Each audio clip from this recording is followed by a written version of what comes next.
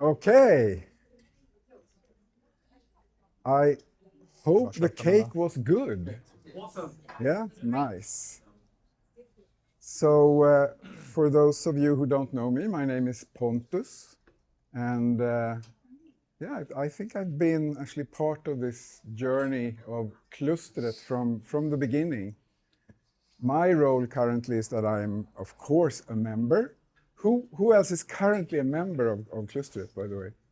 Yay. Yeah. So those you can talk to when you want to become a member, or if you want to rent the space, because this is, of course, not only a community or a co-working space, it's also an event space.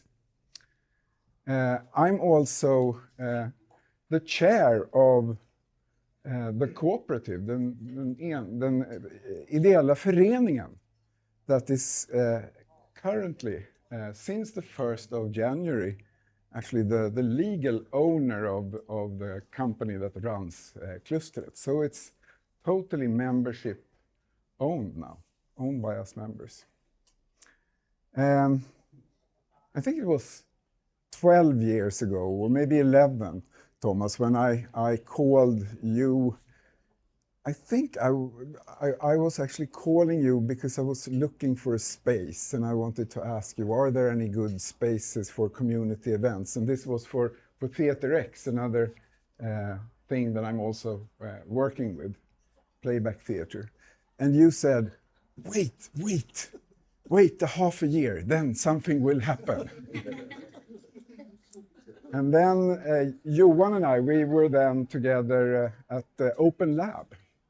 And we have kind of continuously in the history of GRO, which started early 2000, been looking for communities. Are we going to create our own community, or are we going to join a community that feels kind of in line with what we are working with? And we sat at Open Lab at KTH for a while. And then we had a meeting with Tomas and Eric at what was a precursor to the first Klustret at Malmskillnadsgatan, right? Yeah, then you also said even more, wait, it's happening.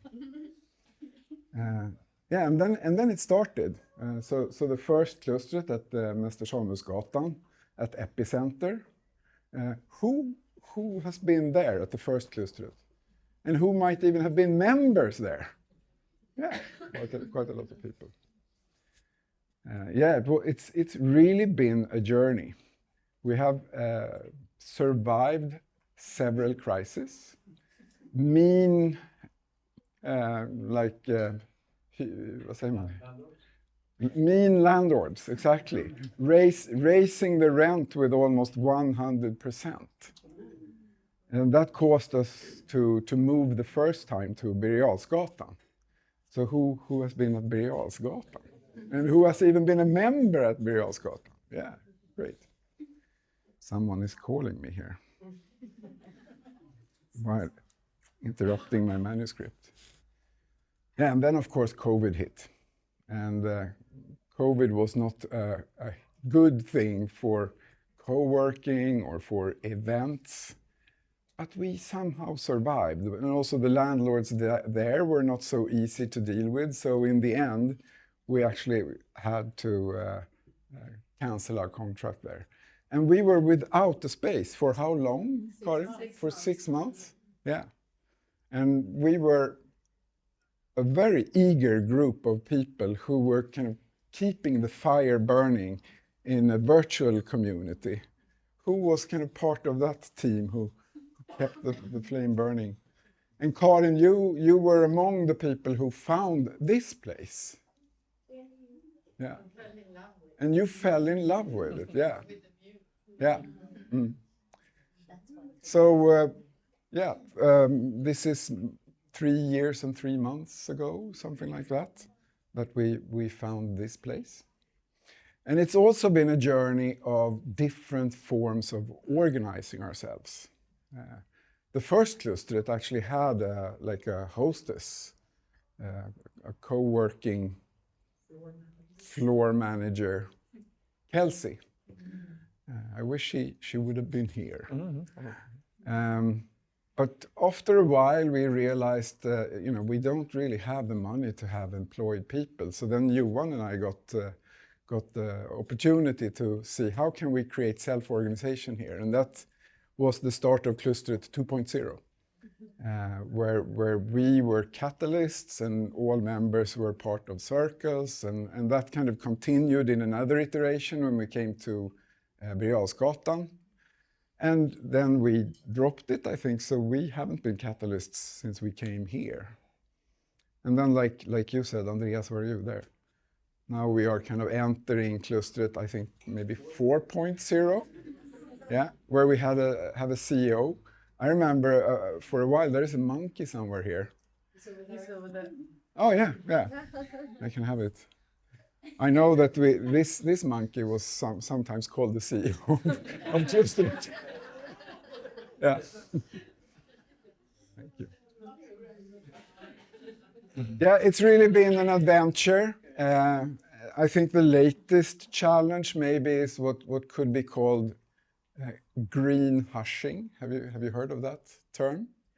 Greenwashing, you've all heard of, right? So green hushing is the tendency of kind of organizations to not talk about sustainability because it's like shameful. Has a little bit to do with Trump and the politics going on over there. Yeah, so Klustret has been surviving, I think, also thanks to principles. So we've organized ourselves around principles, and two really key principles have been we are all hosts. So that goes for all of us tonight as well. Please be a host to yourself, to others. And another principle is also leave a better trace. So yeah, that is something we can do here. We can do it in our lives in general, I think. I think that's why we are here on this planet, is actually to leave a better place and not a worse trace, which is the current trajectory, right, of society. Maybe you will talk more about that, Thomas. So so Tomas started the foundation of Ekskäret, I think about 15 years ago. And the Ekskäret Foundation has been like a incubator, you could say, of different ideas and different things that have started to grow. Protus is one of them. Anyone has been involved in Protus summer camps for kids? Yeah. Emerge. Maybe some people have been on an Emerge conference. Yeah. There is a new Emerge conference that Tomas and I are both part of co-creating in Berlin this autumn, 23rd to 25th of October. So happy if you want to join that. We'll send out some information to you who were here with a link to that. Perspektiva, maybe you will say something more about that. Ideas. And of course, IDG. Another role that I have is that I'm supporting the global collaboration of the IDGs. And Klustret also has an IDG hub. So that's possible to become a member of that as well. Yeah, I think that's it. I don't know if you have anything left in your glasses, but I want to raise another toast.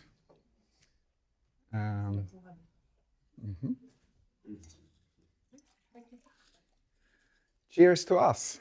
To us. Let's continue to co-create. And just to say something more about this evening, Tomas, you will be talking for about 45 minutes, something like that. Then we'll have a little break with some more snacks and the possibility to buy some more drinks. And then we'll have a Q&A and some deeper conversations on the topics that probably will emerge during your talk. Yeah. So enjoy. Thank you. Thank you.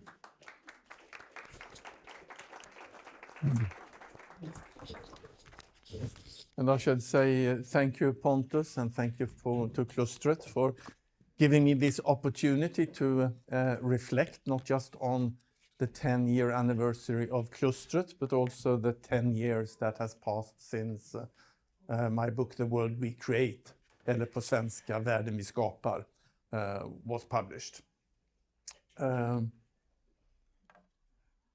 Many of you know me, so I will not go through my background. It's enough to say that I was many years a serial entrepreneur. And when I sold my banking business, I decided that I wanted to create the Ekskäret Foundation based around the Ekskäret island and really dedicate that foundation to the exploration of the connection between inner personal growth and development and societal change. And as Pontus mentioned, during the summers, we have youth camps, the Protus Youth Organization. And during the rest of the year, we have adult retreats and invitational conference and learning labs of different kinds.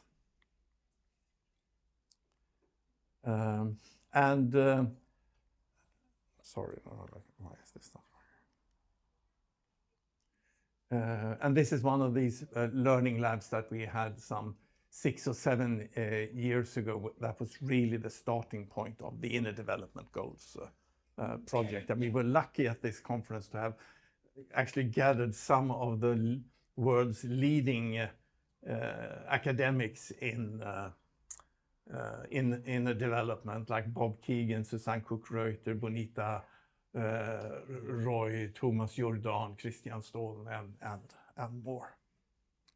Asking the question, what is the value of development? And I think it is Jan Henriksson who is holding that sign there. I've written 3 books, and tonight we're going to talk about this book.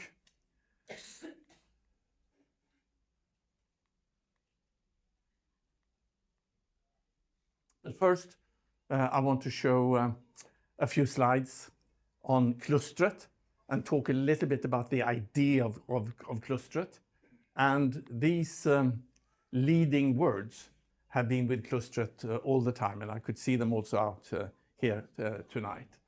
It has been about compassion, co-creation, consciousness, and complexity, and how these different aspects interact, and how we can develop in our capacity to hold and to act in these different dimensions.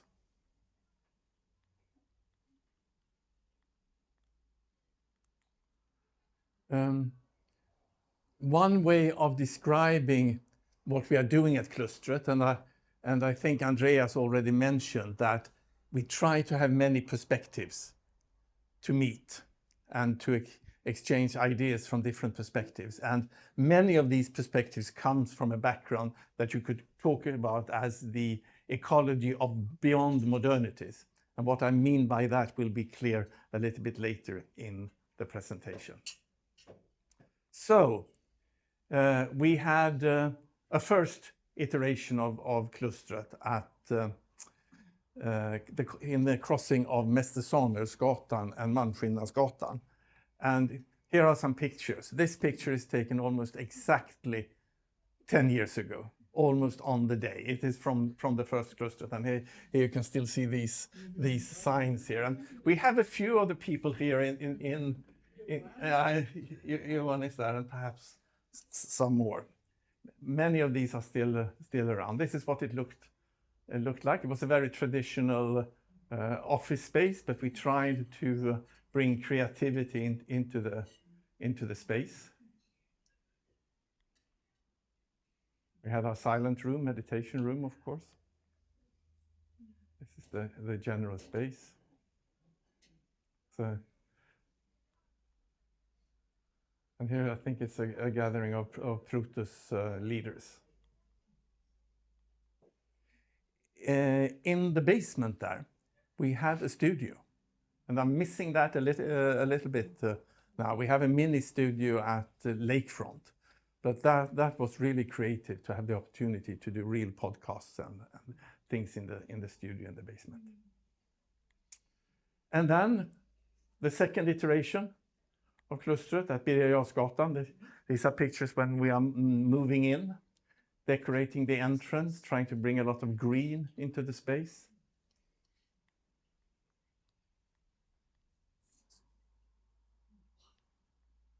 That was, of course, a difference. Here we had an access directly from the street, and we were exactly directly opposite of Norrsken, and that was also good. So that gave these premises a little bit of a different quality. Lots of members.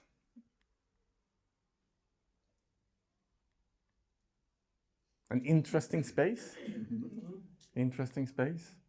And then we had this big, almost theater space. It was actually an old cinema that had been converted many years ago. And this space was very versatile, and we had a lot of different events there. And then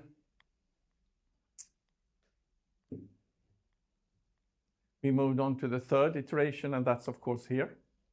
And that's what it looked like. And we still have these words trying to guide us. Okay, if that is Klustret and Klustret 10 years, what I'm going to talk about tonight and what I was asked to talk about was my book, The World We Create, and specifically 10 years later. What was the story I told in the book? And if I reflect on the changes that has happened in the world, what is still relevant? What did I not mention?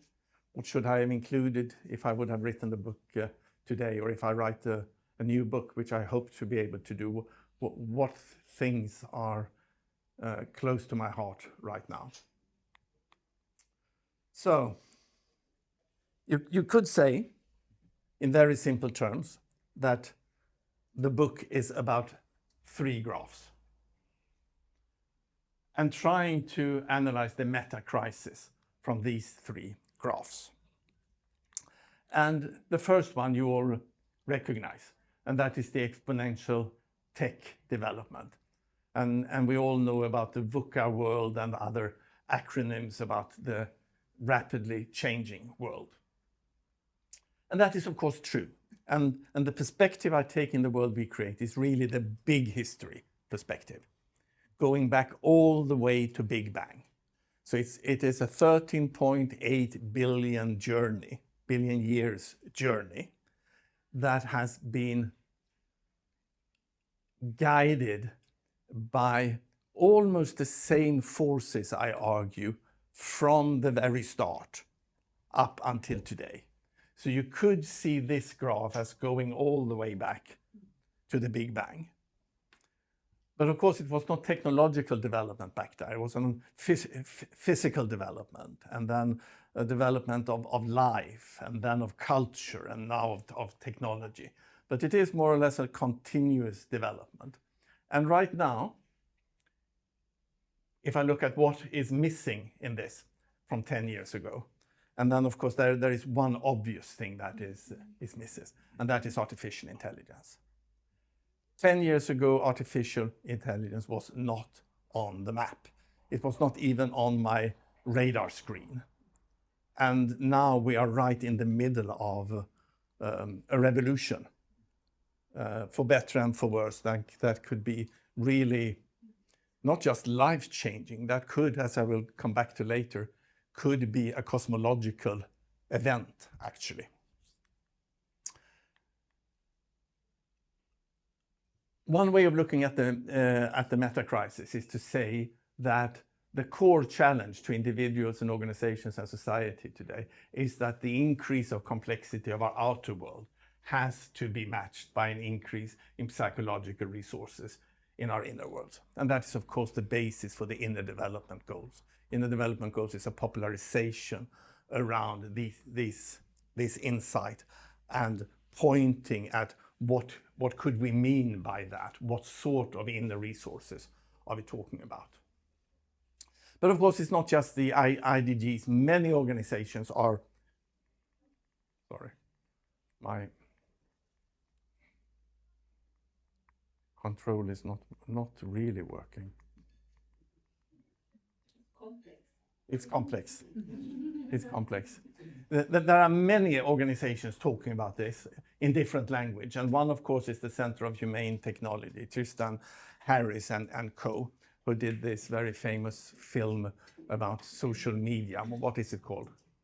Social dilemma. The Social Dilemma, exactly. They are talking about the increasing complexity of issues and the decreasing capacity to respond, and they call this the wisdom gap. So again, reflecting back, when I wrote the book 10 years ago, there were very few people talking about this. But during the years, more and more organizations are recognizing that this is one of the fundamental challenges that we are facing. And of course, filling this gap will not solve all the problems. So I'm not saying that inner development, both individual and collectively, is some sort of solution for all our problems. That's not what I'm saying. But what I'm saying is that it is a necessary development that we must go through if we should have any possibility of meeting the challenges out there. So it's one of many, but it is a necessary one. Some people are talking about the polycrisis. I think that is good. That indicates that there are many crises out in the world and that they are interrelated somehow. Some talk about permacrisis, saying that we have to accept now that we are living in a world where there is crises everywhere, always. They will not go away. But I prefer to talk about a meta-crisis. Because if you talk about a meta-crisis, that indicates that there is something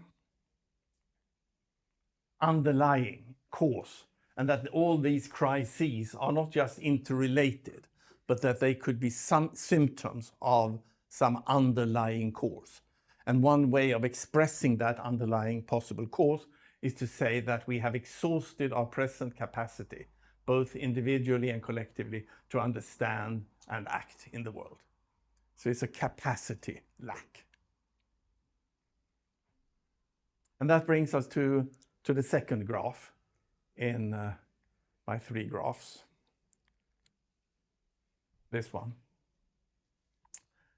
And this is the shift in paradigm, or the shift in worldview, or the shift in our inner consciousness that needs to happen. And just as we as individuals can go through an inner development, we can start to see the world in completely new ways. We can start to make meaning in new ways. And when we do a shift like that, we sometimes go through what some call a dark night of our soul.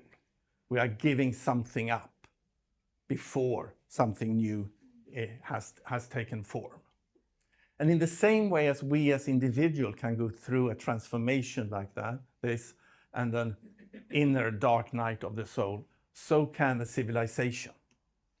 And this diagram here is from the book and comes from the Berkana Institute in the US. It's called the Berkana model, talking about how an old paradigm or an old worldview is disappearing and how a new can be born, and how different stages in this process goes through the stages of independent innovators, then people finding each other, starting to form networks.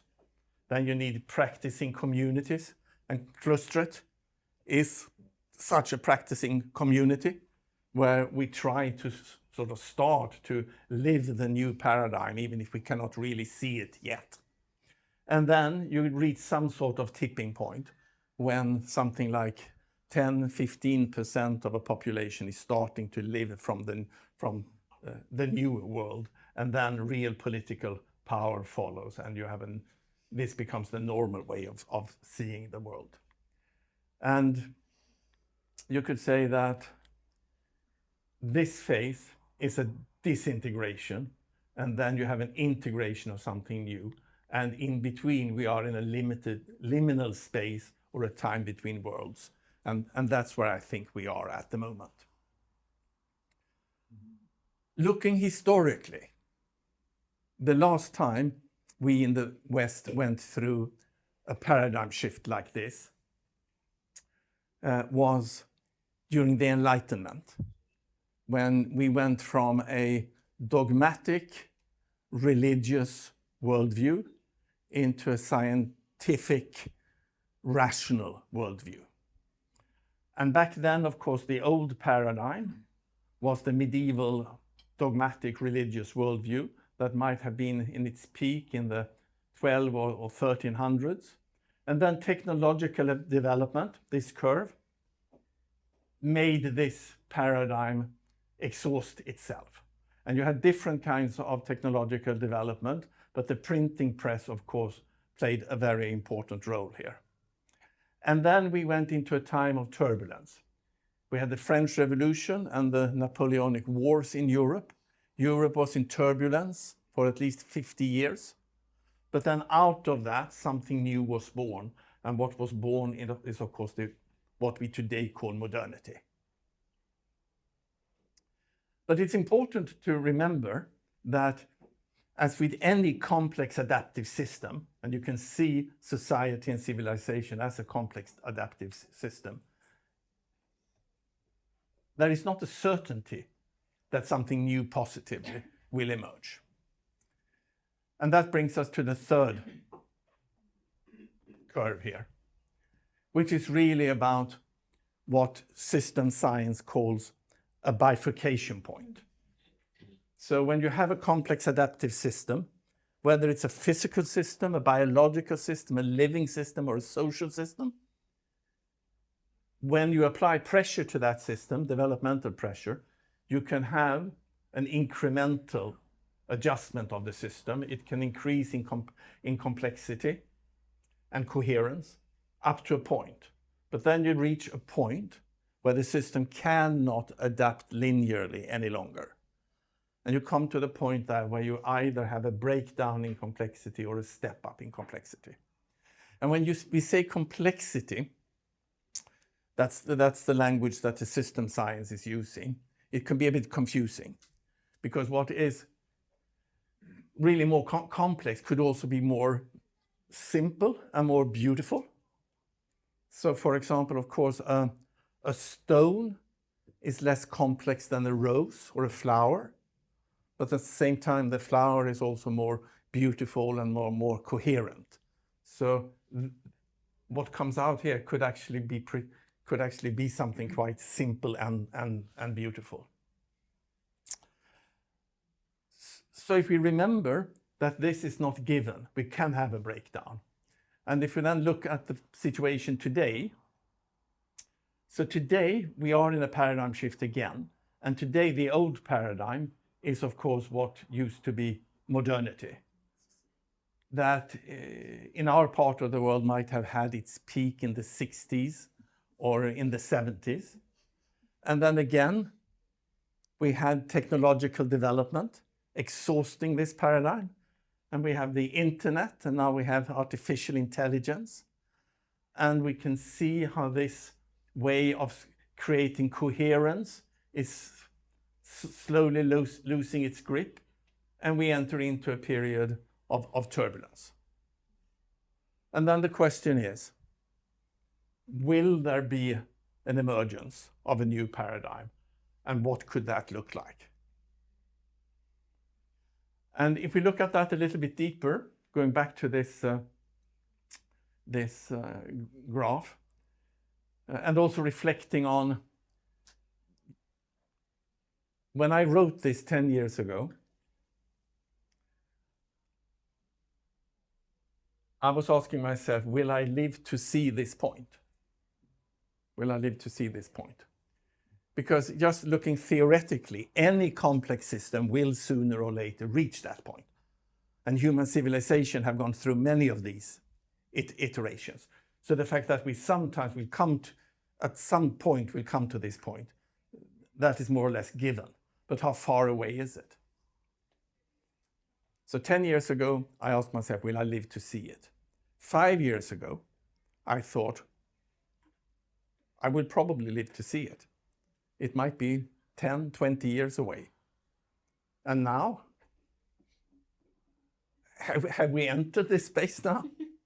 Are we there or are we just going into it?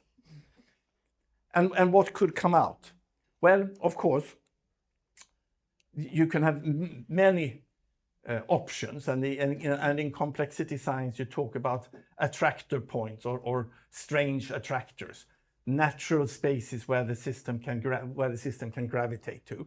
And of course there is a possibility of a deep fragmentation and the world turning into a chaos, meaning that even global supply chains disintegrate, and we will not be able to anywhere in the world build a mobile phone or a computer.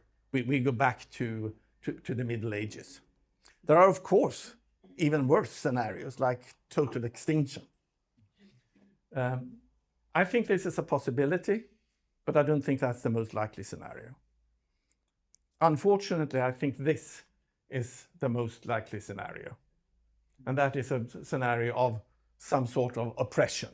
It can be a political oppression or a feudal technological depression. So when we see that we are starting to fall down into chaos, then these forces will come in and we will have some sort of oppressive regime that will patch this up and hold it together for quite some time.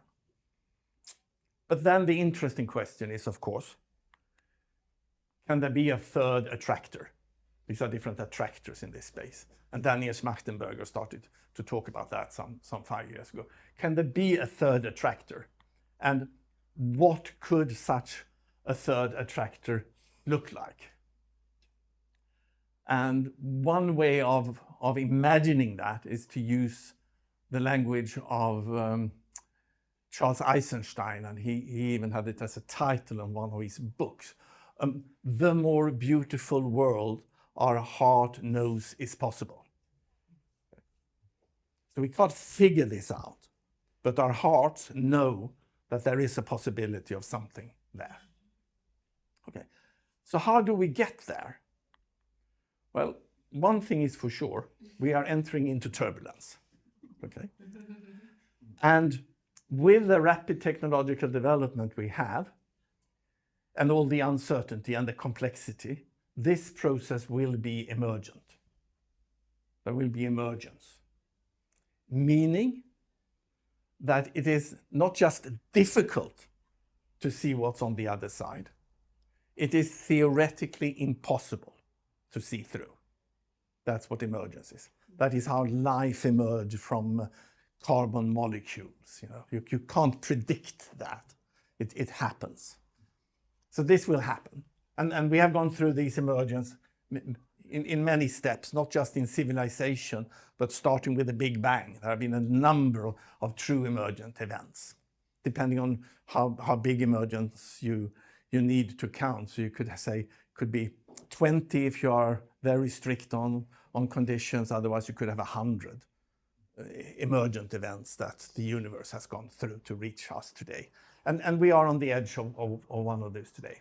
That means that it is not possible for us to predict the outcome. It also means that we cannot manage this. We cannot manage it. And the fact that it's difficult to see through and predict creates a problem for us. Because under more normal terms of development, when we are on this part of the curve, which we in Sweden were during the whole of the last century, it was but it was possible for a political party, for example, in the beginning of the 1900s, to have a vision of what Sweden could look like in 50 years. We can't have that today. We don't know where the world will be in 50 years. We don't know where the world will be in 20 years. I don't know where the world will be in 5 years.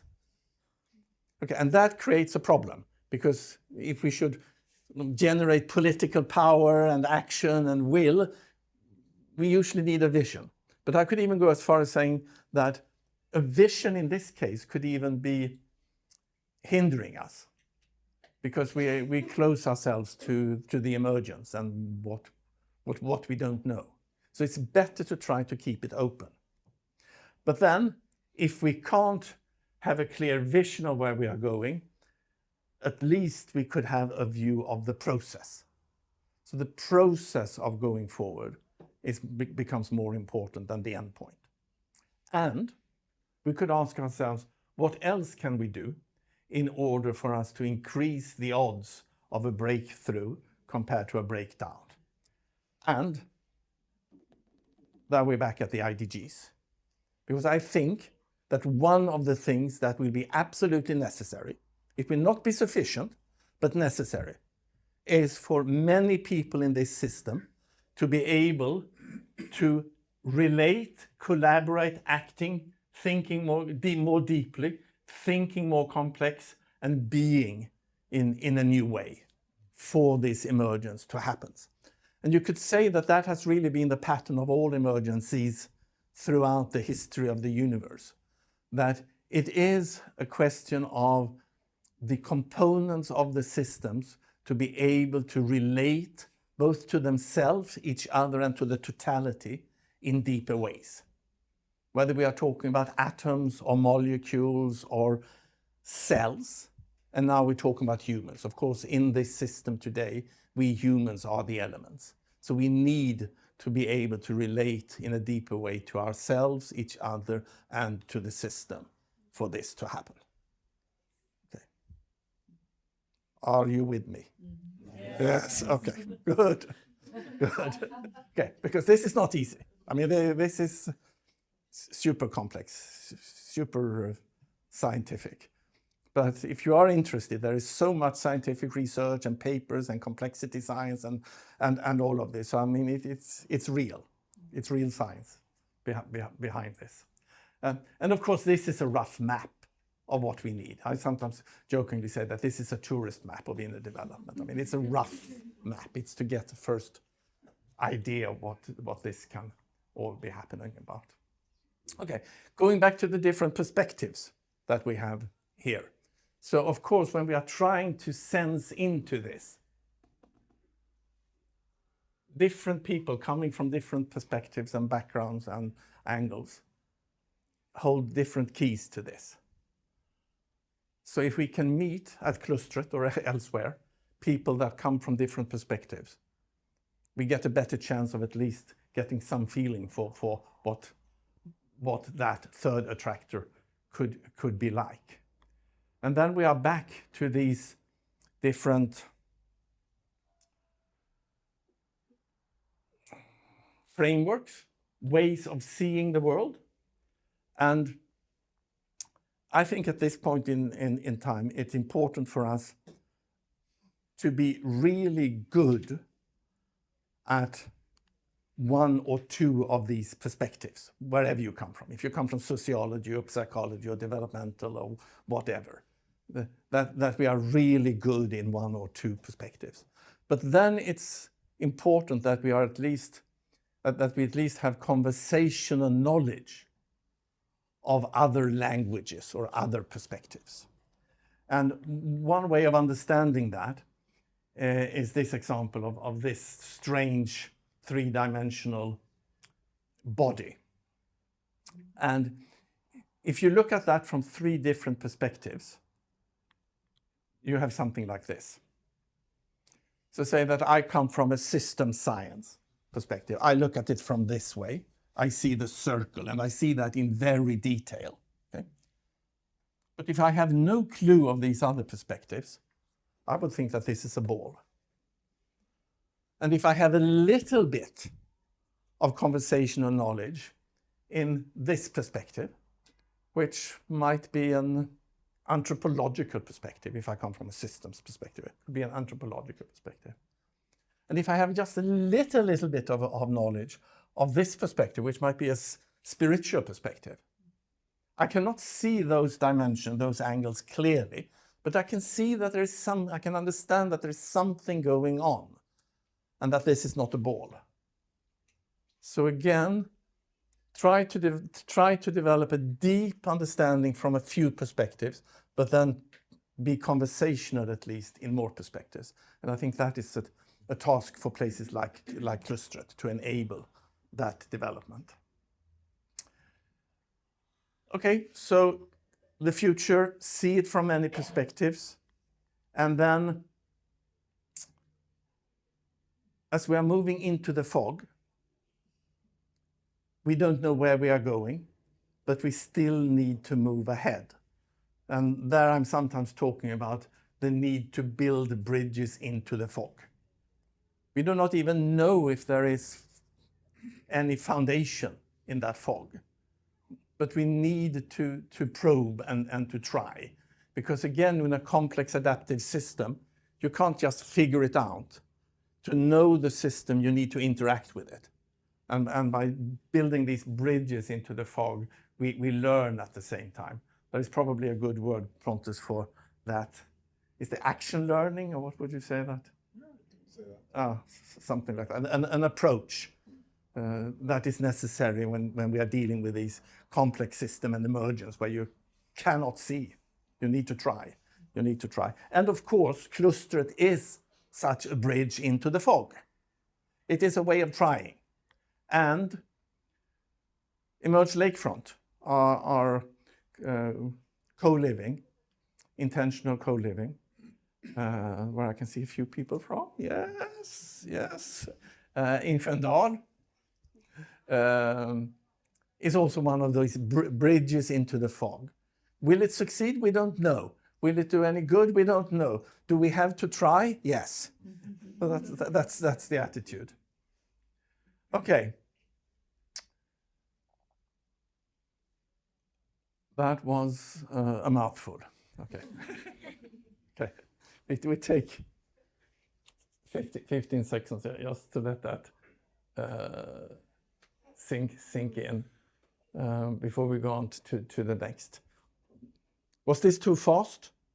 No, Oh, that's great. oh, okay. Not too complex? Oh, okay, good. It's also, I'm now going into another quite, again, deep and complex perspective.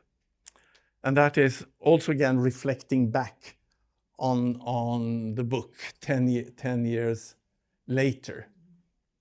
What else have I learned? And one thing that comes up is that there's this shift that we are facing and that we might be in already. How deep is this shift? And there I changed my view. I thought, when I wrote the book, that the shift that we are in now would be at about the same depth as during the Enlightenment or Industrial Revolution. That, of course, completely transformed our societies and our worldviews and our relationship again to ourselves and each other and to society. But I think that we might be in for something substantially deeper. And just to get a feeling of how deep that could be, if we go back and look at the shift during the Enlightenment from the medieval world into modernity.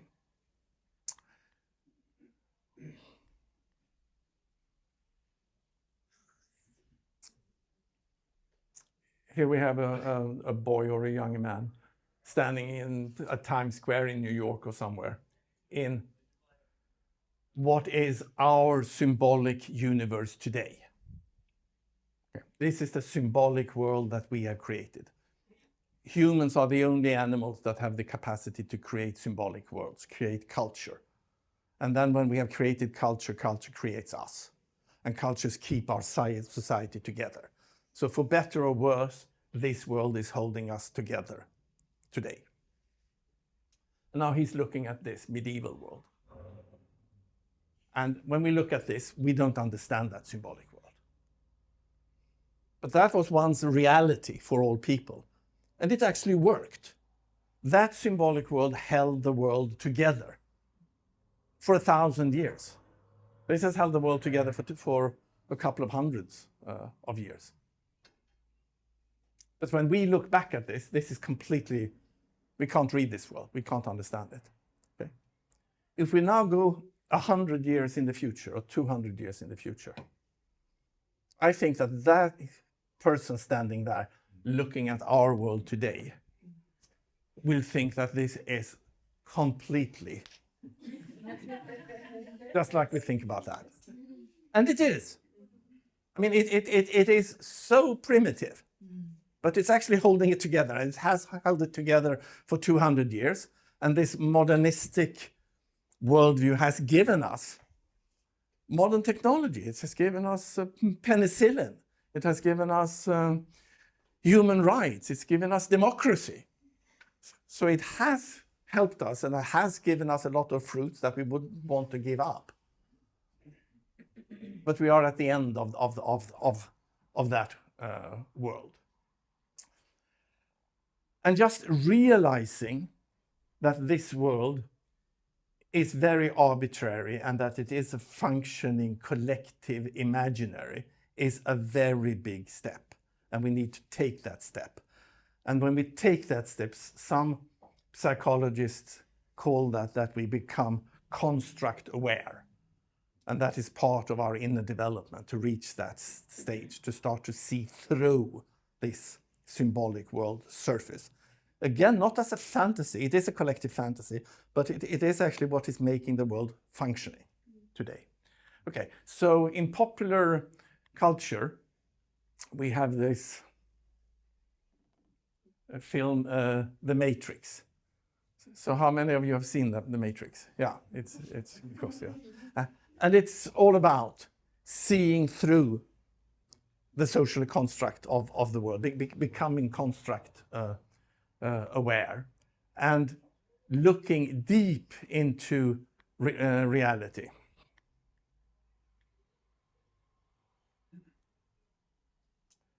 And these icebergs you've seen many times. I mean, this is the world that we can see and touch.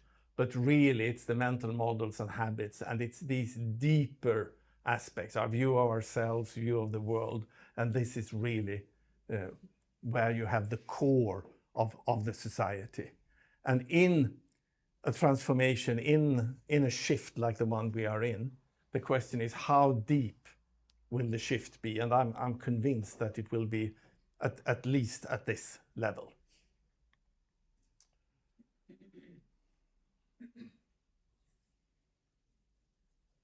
Okay, I will skip.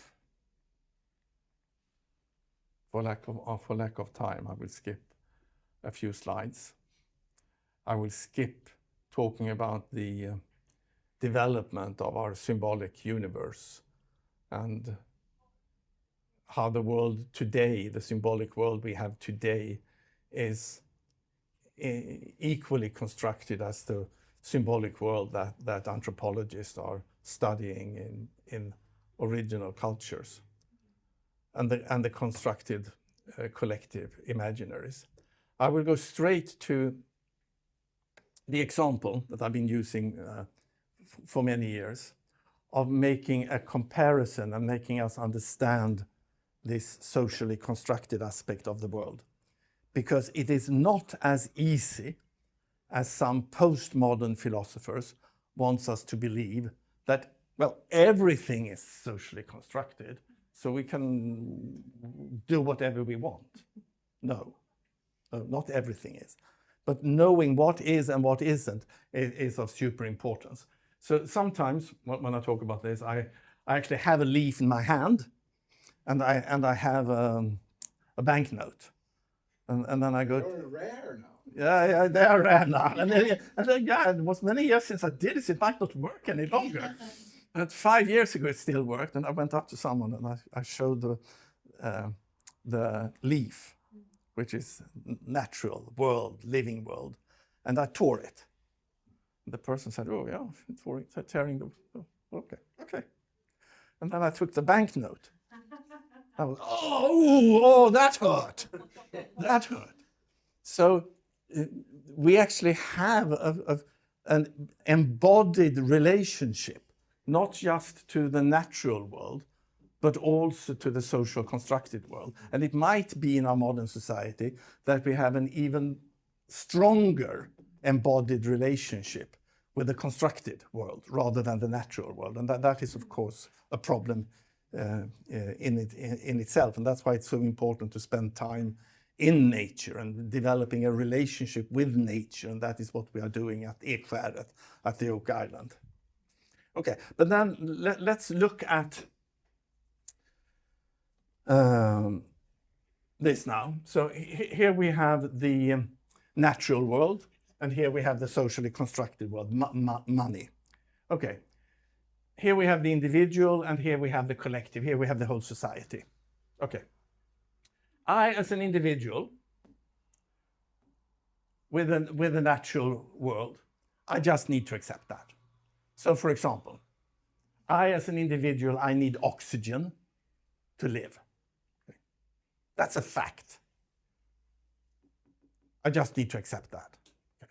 As an individual, I also need money to be able to swish now, to pay. And as an individual, this is as real as this. Because if I come to the cashier at my local supermarket and I take these stuff and the cashier tells me to pay, and I say, well, pay? Money is just a social construct. It only exists because we all believe in it. It's not real. So I don't care about money. Okay. I will end up in jail. Okay. So the whole society is enforcing this social construct. So I cannot do anything about it. I can just accept it. Okay, here now it becomes interesting. Say that the whole of humanity came together and collectively decided that we do not any longer want to be dependent on oxygen. No, doesn't work. We have to accept that we are dependent on oxygen. Of course, our theory about oxygen and the chemical symbol of oxygen, the O, they are social constructs. But the fact that we humans need oxygen to live, that is a natural fact, and that we just have to accept as a collective. But now, if we as humanity came together, or just a majority in a nation state came together and said, we don't want to believe in money any longer. We want to have another way of exchanging our goods and services. Money could be gone tomorrow. Here we are free to change this social reality. The sad thing is that we usually don't realize this. And if we start to realize it, we sometimes confuse these two. Believing that we can negotiate, humanity can negotiate with the planetary boundaries. Whereas the market forces, we just have to accept. When it's of course the opposite. One very tangible example of when we actually as a group has changed the social imaginary, the socially constructed world, is a good example from Sweden, and it is from 1967.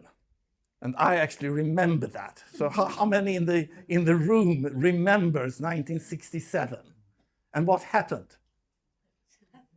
What happened in 1967? Oh, that's true. Yeah, 3rd of September 67. We decided collectively that we don't want to drive on the left-hand side any longer. We want to drive on the right-hand side. Okay, it makes sense because all our neighboring countries are doing that. But also actually, we had the steering wheel on our Swedish cars on the wrong side. Not like the cars in the UK, which actually had the steering wheel on the sensible side for driving on the left-hand side. We had it on the wrong side, so we had to stick the whole car out to be able to see if the road was clear, Okay. But then, if I would have as an individual thought, this doesn't make sense in Sweden to drive on the left-hand side, and especially with a car that is made for right-hand driving, I will start to change. I will be a good example. I will lead the change. Of course that doesn't work. And in some cases, of course, we can lead change as an individual, but in many cases, it is not possible to lead as an individual. Money is a good example. I can't lead as an example at the cashier. And you can't start driving on the other side of the road if you think it's better, even if it is better. But we need to have a collective decision to make the transition. And in order for us to exercise this collective agency, we need to have collective sense-making ability.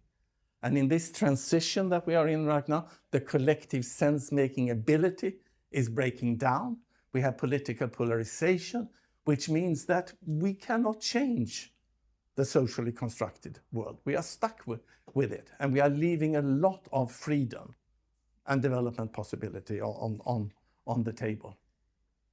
So again, going back, realizing that we actually can change the matrix. But that is, to do that, we need collective action. And to do that, we need collective sense making. We need dancing. Dancing is a good word. Yeah. And I would use the dancing also when it comes to feeling into what is possible here, going through the emergence. Probably dancing through that. Probe, sense, respond in Snowden's terms. Yeah. Building bridges, testing and responding. Okay, so I'm on my final slides now. I will just go back and reflect a little bit again on what is beyond the socially constructed world, the matrix. It's all in the book, but something that is not in the book is that once you realize the possibility that we have as individuals, but also collectively, to change the world or to dance with the world, you will then, in a metamodern or integral frame or a socially construct aware frame, realize that acting is not merely about doing, it's about participating in the unfolding of reality. Dancing with reality, being in relationship with the reality. And action is no longer seen as the end point of thought or the expression of will, but as a co-creative process through which consciousness, culture, and systems evolve together. That is what's making this complicated. Also, you need to keep in mind consciousness, the individual consciousness, culture, our collective consciousness, but also systems like money and driving on the right-hand side of the road. All these things need to go together. And you start realizing that our acting becomes informed by our being. And that is when this shift becomes very, very deep. If the shifting goes all the way down to our being. And what do we mean by that? If we look at the being dimension of the IDGs, we are talking about the inner compass. So I think that we have, as individuals, and that is beyond my book. This is where my thinking is today. I think we are, as individuals, have an ability to connect, not just with our inner compass that we are all carrying, but that we actually can connect even deeper through the compass to some sort of relationship with Eros, with the life force source, or with the ground of being. And I think one of important developmental steps that we have to take as individuals and as collective is to try to clear up this inner channel that is usually filled up with socialization, external voices, consumerism, and psychological defenses and traumas. There's a lot of things hindering us to connect with our compass. But once we are connected with our compass, we can even connect through that. The compass can become transparent to the ground of being. And what is happening then is interesting. And how can we understand that? And then another thing that I touched a little bit on. The fact that AI is coming online right now, and that we have had this 13.8 billion years of evolution, where we had the physical evolution, biological and cultural evolution, and we are now at this point in time. It might be that we are actually at one of the very big emergent points in the history of the universe right now. It might be. I didn't think that 5 years ago. I'm starting to get curious. And this is a way of looking at these 13.7 or 13.8 billion years, how matter emerged, and then life emerged from matter, and mind emerged from life, and culture emerged from mind. And you have different ways of knowing this. This is the epistemological lens that is needed for these things. We might be at the moment now where we have a breakthrough into a completely new space. Completely new space. Do we want that? Can we stop that? How should we relate to that? What is the role of humans if this happens? So seen in this perspective, it might even be that we are right now in a cosmologically relevant moment. A moment that is not just interesting for us humans and human civilization, it might be an interesting moment for the universe. Okay. And then to my final slide. That means that I tried in this book to use very many different perspectives, from big history to sociology, philosophy, developmental psychology, and so on. But two perspectives that I did not really develop. The first one being the cosmological perspective. So should I write the book again, or if I write a new book, I will include a cosmological perspective on The cosmos we create. the cosmos we create. No, but the interesting thing, but of course, I mean, it's true. It's true. Because if you put a cosmological perspective on this, we humans are right now the agents of these 13.8 billion years of evolution. And that is not happening that outside. It's happening through us. And we are those agents, and we have been these agents for thousands of years, but we are starting to wake up to that fact self-consciously, realizing that we are the agents of the cosmic evolution. And once we realize that, what does that make to our responsibility? And how can we take on that role more consciously? And when we take on that more consciously, can we connect to the life force, Eros, the ground of being? Can we connect to this 13.8 billion years of life stream and to act as conscious agents in that? And to reflect on that, you might also need to have a theological perspective. Not a religious theological, but a post-secular theological perspective. Because if you come down to that level and ask, what is the relationship between us humans and the ground of being, and how can we humans be in service of the ground of being, then you are really into theological space. Thank you.